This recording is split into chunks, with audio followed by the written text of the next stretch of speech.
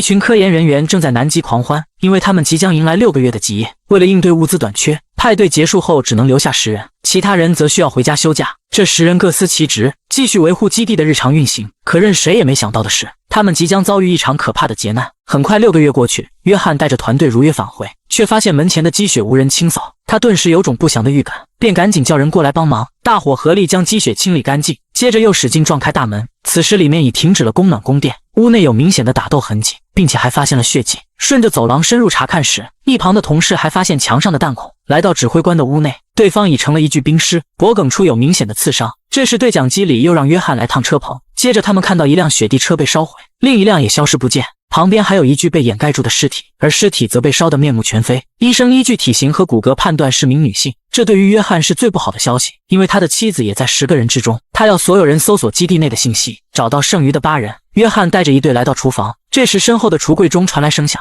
拉开门后是个惊恐万分的女人，她是基地的医生梅基，看起来还未从恐惧中恢复。约翰小心翼翼地安抚她的情绪，生怕让对方再受到刺激。在恢复了点理智后，他就晕了过去。与此同时，基地内也搜索完毕，一共找到了7具尸体，还有2人仍下落不明。约翰将这里的情况上报给临界警察，但对方表示要48小时后才能到达，而这期间他们要保持犯罪现场。挂断电话后，他找到醒来的梅基，想让对方回忆发生了什么，还有妻子艾妮卡是否还活着。随即梅基便开始了回忆，一切要从2个男人互殴说起。最初谁也不知道发生了什么，众人将他们拉开后，胖子去了医务室。当梅基询问经过时，发现胖子患上了极地综合症，他对时间没有了观念，而通讯员总是提醒他时间，导致他心烦意乱。突然胖子看着梅基入迷，他的面容让胖子想起某人。而另一边，通讯员向阿根廷基地询问球赛比分，可呼叫几次后却无人回应。这时屏幕上显示与卫星失去了信号，为了搞清楚状况，他必须要去信号站检查，而这一幕恰巧被胖子看到。紧接着到了吃饭时间，指挥官询问是否有人看到了通讯员，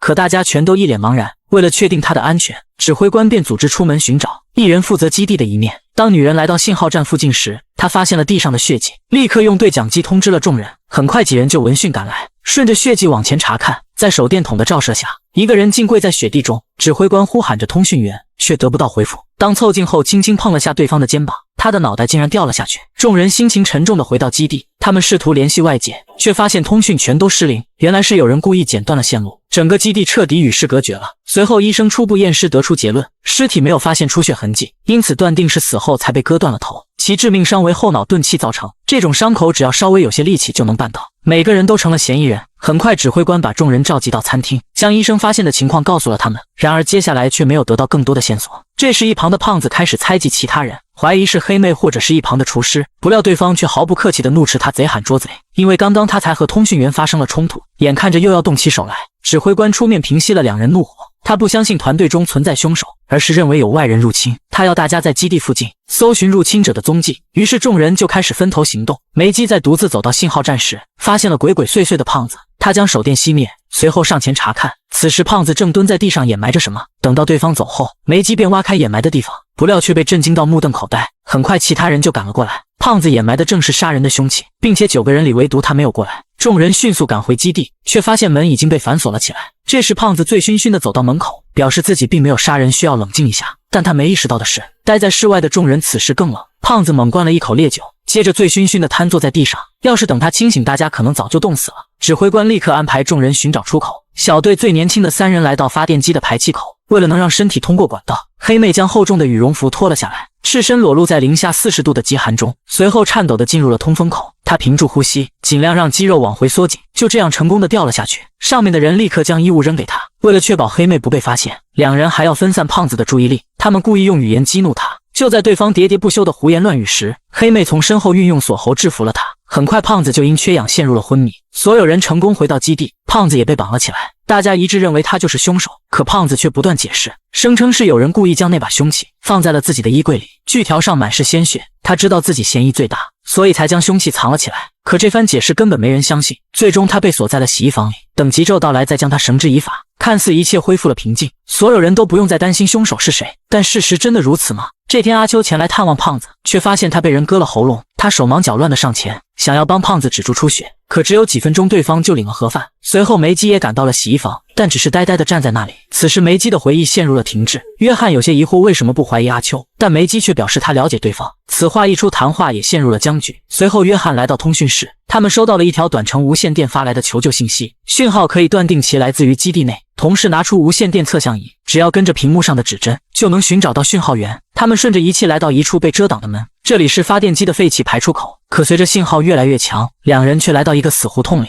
约翰四处寻找，终于在管道上发现了讯号源。是谁将它放在这里的呢？正在疑惑间，身旁突然出现一人，他挥舞着棍子袭来。约翰闪身将他控制住，仔细查看才发现是10人之一的亚瑟。随后他被带回了房间，但亚瑟也不清楚约翰妻子的下落，只记得最后见到他时是活的，而自己选择躲在下面，则是躲避另一个他。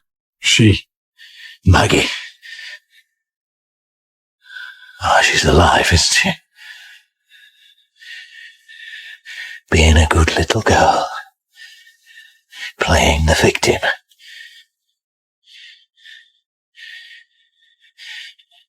You can't trust her, Johan. She did it. She killed them all. 然而在深入调查后，约翰并没有发现梅基有什么可疑的地方。唯一奇怪的是他的简历太完美了，为此他将自己的想法说了出来。这么优秀的人为何选择来到南极呢？梅基则回答是为了完成母亲的遗愿，母亲梦想环游世界，第一站就是南极。打消了心中的顾虑后，约翰让他继续试着回忆。那晚胖子在洗衣房被暗杀后，梅基在验尸时意外地发现他的胸口被刻上了 V 字图案，这是复仇吗？接连发生的2起命案让所有人都感到了岌岌可危，而现在唯一的出路，那便是300公里外的阿根廷基地。但下一个问题来了，要派谁去呢？为此他们决定抽签，可看似公平的方式，却不知指挥官会变魔术。他让自己的情人抽到了那根签，随后他们将汽油加满，并且还准备了备用燃料。指挥官也为他安排了许多防寒衣物。一切措施准备完后，女人按下启动键，同时向众人微笑告别。谁都没想到会发生这样的事故，指挥官也当场崩溃了，不敢相信自己的把戏竟会断送情人的性命。他被800度的高温炙烤，当场就烧成了灰烬。所有人绝望中，指挥官拿枪指向了他们，可这里根本不让带枪。Why would he bring a gun to the station? There are only 2 things you can shoot in the Antarctic. The first is penguins, and they migrate for the winter. That leaves the second. People. 他无比恐惧，根本分不清平民和狼，与其这样，不如将所有人都认定为狼，而自己就是那个猎人。艾妮卡见状极力安抚劝说他，可旁边的厨师却想要夺下手枪，不料争抢中不慎走火，子弹打中了梅基，并且还穿过身体击毙了黑妹。指挥官见势不妙，立刻起身跑了，只留下手忙脚乱的众人。到此梅基停止了回忆，这段不堪的经历重现眼前，让他再次晕倒了过去。与此同时，搜救队在室外寻找线索，突然在一处雪下有了发现，同事立刻用探测仪扫描，成功获得了反馈信息。很快约翰就闻讯赶来，他们挖到了一只手，小队将遗体带回基地，医生立刻进行验尸，发现尸体是名女性，右脚还有1颗骨钉。可约翰的妻子并没有打过骨钉，并且基地内只有3个女人，那这具多出来的尸体到底是谁呢？故事回到几个月前，中枪后梅基准备给自己做手术，可通过镜子却始终无法对准伤口。为了能活命，他只得将手术交给一旁的阿秋，自己则全程指导。好在手术顺利完成，但他们还面临更艰难的处境。疯了的基地指挥官以及潜伏在其中的凶手，剩下的一辆雪地车也不知被谁破坏了油管，引擎泡在燃料里，只要发动就会轰然爆炸。由于无法去阿根廷基地求救，只剩下附近的旧址5号研究基地，那里还有无线电能用。虽然被掩埋在厚重的冰层下，但多亏了全球变暖，使得旧址能重见天日。随后众人便乘坐雪地车前去，基地内只留下受伤的梅基以及照顾他的阿秋。当得知大家都前往了旧址后，梅基也要一同前去，他不想躺在这里等死。阿秋将地图展开，但最新的地图上根本没有旧址的信息。这时一旁的梅基找到一本书，上面记录了5号基地的一切。他们很快就找到了旧址的坐标，将这页撕下来后，两人突然有了个意外的发现，上面全都是现在基地里的成员，除了一位叫莎拉的女人，她是5号基地唯一罹难的人，也是拯救所有人的英雄。同时阿秋发现了 V 字图案的含义，他将胖子的裹尸带拉开，原来胸前的 V 字代表着旧址，显然幕后黑手故意指引众人去往5号基地。为了解开真相，两人立刻前去与他们会合。然而正是因为这个举动，让亚瑟对梅基产生了警惕之心。是什么让一个女人忍受零下60度低温，还有枪伤追赶他们呢？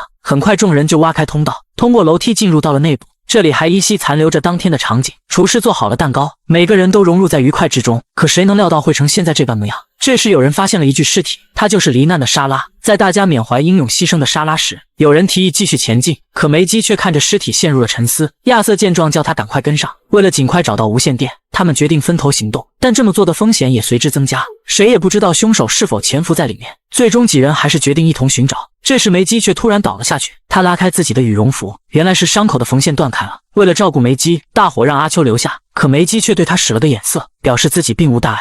I did it on purpose. 待众人离开后，他立刻打开手电，起身往反方向走去。他来到莎拉的遗体前，仔细地检查起来。 There was a fracture of the occipital bone. 这根本和那几人所描述的不符。莎拉是被人谋杀的。紧接着，他来到莎拉的房间，刚拿起桌面上的一张合照，突然身后传来声响，有人在屋子内翻着书柜。躲在暗处的梅基想起刚才偷听到的对话，他们在找一个行李箱。这时对方的手电没电了，他将信号弹打开，随后往梅基的方向走来。看到地上的脚印，男人立刻四处张望寻找梅基，而梅基早已偷偷从他身后离开，并且还拿着他们要找的行李箱。等对方走后，他将上面的积雪扫除，接着打开了箱子，里面竟是一件沾满鲜血的衣服。回到基地后，梅基偷偷找到阿秋，跟他说出了自己的推测，这件血衣的主人应该就是那个连环杀人犯。这时外面有人快速走了过来，紧接着停在了门前，随后悄悄地拧动了门把手。梅基及时上前将门反锁，这才没让外面的人进来。谁料对方却突然变得暴躁起来，两人只能找来一切可以顶住门的东西，暂时阻止了门被撞开。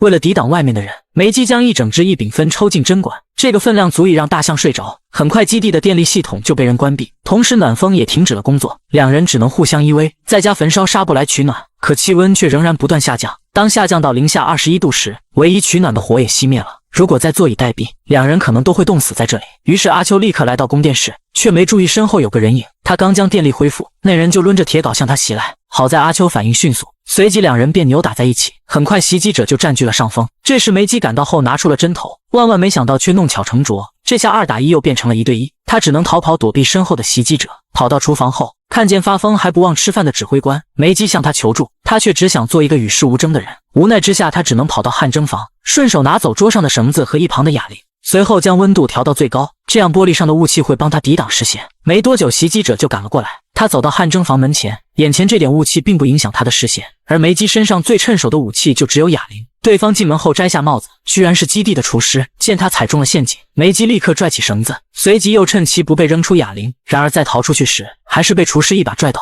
接着又被他死死地勒住。梅基用尽全力击打厨师的下体，并捡起地上的哑铃砸了过去。起身后又疯狂的一顿输出，确定对方彻底失去了威胁后，梅基赶紧回到供电室，将昏迷的阿秋弄醒，这才松下了一口气。但两人赶回医务室时，莎拉的尸体竟然不见了。此时基地里除了他们还剩3人，难道厨师还有同伙？为了搞清楚情况，两人来到厨师的房间，梅基找到了他的手机，可需要密码。这时阿秋突然发现桌上这本帕斯卡的书有很多标记，如果他喜欢这个作者，可以利用帕斯卡三角形几何排列，图形中的每个数字都是上方数字的和，依照公式就能得到一串数字，只需要试几次就可能解锁手机。果然不出所料，手机中有许多视频和图片，可打开后却让人作呕，他居然有如此癖好。但这并不是重点，重点的是一张合照。只见亚瑟竟穿着那件格子衫，突然楼上发出动静，两人赶去后发现亚瑟趴在墙角，而指挥官正拿枪指着他。梅基本想劝说指挥官，却意外得知了一个秘密，原来他撞见亚瑟正搬运着莎拉的尸体，嘴里还念叨着对不起当年对他做的事。在几人交谈间，亚瑟捡起地上的碎片，趁着指挥官背对着自己，将碎片刺进了他的脖颈。两人万万没想到，一个老实巴交的科学家会动手，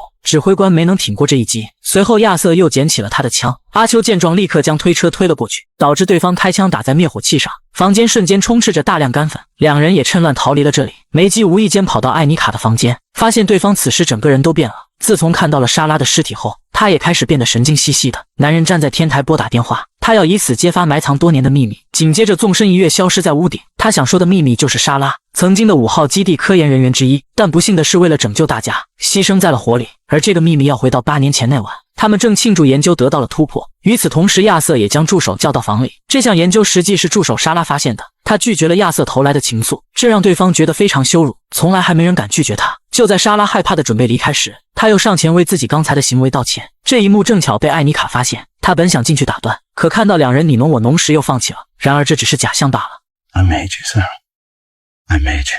就在莎拉卸下防备时，却被亚瑟一把放倒。他的后脑重重地砸在了桌沿上。艾妮卡见状，立刻推门进来查看，而亚瑟也从恍惚中惊醒，语无伦次地说着自己不能被抓。艾妮卡在确定莎拉死亡后，也无助地瘫在了墙角，但两人都清楚莎拉死了，他们能获得最大的研究成果。冷静下来后，艾妮卡让亚瑟藏起毛衣，自己则去说服其他人。随后所有人都赶到了这里，每个人都特别低沉，悲伤充斥着整个基地。指挥官不相信这是意外，对着亚瑟就是一拳，如果不是有人拉住，后果不敢想象。这期间艾妮卡不断劝说，由于莎拉的研究能拯救数百万人，他们要将研究继续下去。终于指挥官被成功说服，随后众人引燃地上的汽油，伪装制造了一场火灾。由于火焰融化了冰层，导致基地陷入下方的裂缝，他们的罪恶也就此被掩埋。事后众人编造谎言，是莎拉及时发现大火，拯救了基地所有人，因此他被评为英雄。谁料8年后成员又重新聚在一起，但这次有人遭到匪夷所思的暗杀，唯一的嫌疑人也不幸遇害。猜忌中有人动起了歪念，也有人害怕泄密再次杀人。